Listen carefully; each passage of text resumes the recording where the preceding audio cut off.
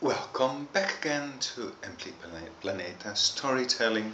Today's story is called The Rise and Fall of Vid Beau Wee and the Visions from Coke. And it goes as follows. Vid Beau Wee, arguably the 1970s most French artist, was never about dying for his public, of course. He would only die for himself. So when in 1976 the cocaine had got the better of him, he said goodbye to his golden American years and went cold turkey in Europe, where he composed his much acclaimed trilogy. Beau Wee liked to say the drugs had merely done him harm, and that he had bad memories of them.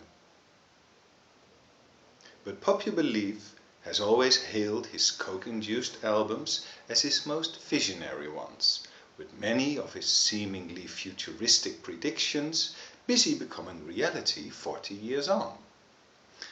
But was it really Vid Beau Wee's own thinking working at coke speed that produced all these remarkable insights?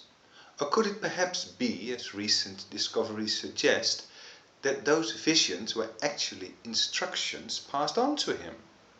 Did Beau Wee get it right because he sang about what he was told would happen if the rich got their way?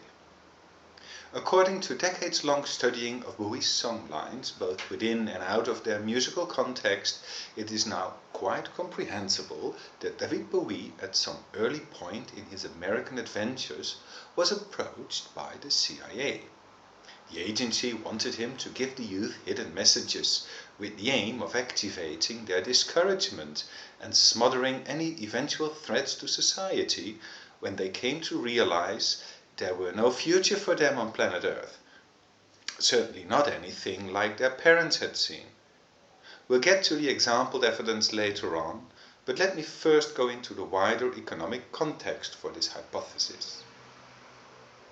By 1970, in their never-ending quest for minimizing costs, America's and Europe's large manufacturing companies had decided to move their production base to countries where labor was found so cheap it made enormous delivering distances more rentable than striving for full employment back home, during many years the main policy for avoiding public unrest. Now, with big income differences and social exclusion looming in the not too far away future, new measures for mass containment were needed, and the most fruitful seemed to have the public readily accept the common reality of a life without much opportunity for self-realization. One strategy to reach this goal was the introduction of heroin in Western cities, the business which the Vietnam War was continued for. Another was replacing the hippie generation's message of hope and peace by a sense of despair and pointlessness, a concept which might equally be transmitted through music, provided the right words were found. They chose from their ranks a certain Tony de Vries and commissioned him with the task to lure Vid Beau Wee into the CIA's realm by becoming his manager, with unlimited spending costs. But let's move on to the question, why Beau Wee?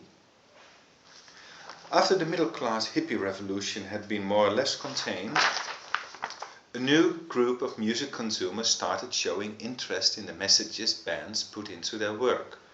It started in the UK, where the in itself harmless glam rock phenomenon attracted working class youths, and it caught on in the USA through the crossover efforts of largely one man, Glan's one and only self-appointed king Vid Beau Wee, aspiring to make it big yonder side of the pond. Could the agency somehow use Beau Wee's appeal to the working masses for the promotion of their own purposes? Vid Beau Wee had always been interested in the darker sides of the human psyche, as his early masterpiece, The Man Who Souls the Word, overtly demonstrates, while songs from Uncle Dory reveal an acute awareness of the machinations of power. So when Beau Wee set foot ashore for the second time around in the disguise of Ziggy Stardust, a cat from Japan with a huge impact on school kids all over the wide world, he definitely was the man the agency were looking for. To assure his cooperation, the Vries readily exploited Beau Wee's newly acquired cocaine affliction and the probably underlying cause, his sudden dramatic hair loss. Bowie, leaning heavily on the power of image for getting across his music, had started growing recesses which seriously threatened his generally good looks. And he was in desperate need for solutions. A lifelong treat to the best available techniques might persuade him, the company gathered, and free access to all the coke he needed was always a sure encouragement. Now let's look at some of the poetical evidence. It all started on A Tad Insane, where everybody's traveling on something nice and desperate future scenes of Detroit and other destruction arise. Some a possible but not always likely outcome, others a pretty accurate description of what is fully coming into being these days. The whole album breeds inevitability, and though we're not quite there yet, the idea of gun warfare in American cities has become a lot likelier over the years, with Detroit a natural candidate for coming first.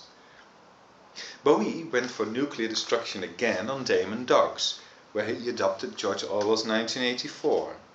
From the opening lines on, he once more shows remarkable insight into what might be the end of it all. Bowie created an advanced outlook on the eventual setting of Orwell's original vision, and it's again very much what we have been heading for in recent years. It is simply impossible not to think of Barack Obama when you listen to Candidate. Bowie by now had seriously turned to cocaine for his well-being, not afraid at all to adorn this very convincing sounding masterpiece with the blatant gland rehearsal of Treble Rebel, with the sole purpose of opening up the European continental market while being overseas. The world meanwhile had seen its first modern era oil crisis, and developments were speeding up dramatically, with Bowie's music coming heavily in demand. The artist himself suffered a setback on his next album, Young and Mary Can, where the cocaine was fully operating his brain, while simultaneously his growing sweetheart popularity on nationwide TV shows, Bowie, now known as the Thin Y Duke, started rendering him useless to the company's needs. Though both the title song and Fashion Nation offer close portraits of the human condition, the weekly and sometimes even daily spectacle of the Duke's coke-drained body, little more than a coat hanger with an alien skull floating over it, was only evoking pity laughs. So they threw out the man and focused on his music, forgetting about David Bowie, until he knocked on their door 1 year later, all hollow-eyed but very determined, and with the imploring request for new hair. As it turned out, in his darkest madness in Los Angeles, he had found the power to get down to business and write the future of Europe on just over half an hour of never-before-heard music. Listen to an early performance of Stain, and to a March 1976 New York live version of Stash on a Station. The agency immediately took him back and set him up nicely in Switzerland to take a well-deserved break and soon come back with more. Over the years, the lyrics of Stash on a Station have grown in clarity and impact. We are now in a world where togetherness is considered more important than truth, while at the same time unseen powers abuse this mindset to further their ambitions, all of which can be found in this 10 minutes magic of a song. It is probable that Bowie's involvement with the CIA ended here, with the infamous Victoria Station incident a last farewell, though a song like He Rose, with its proclaimed Cold War victory, again offers fertile ground for discussion.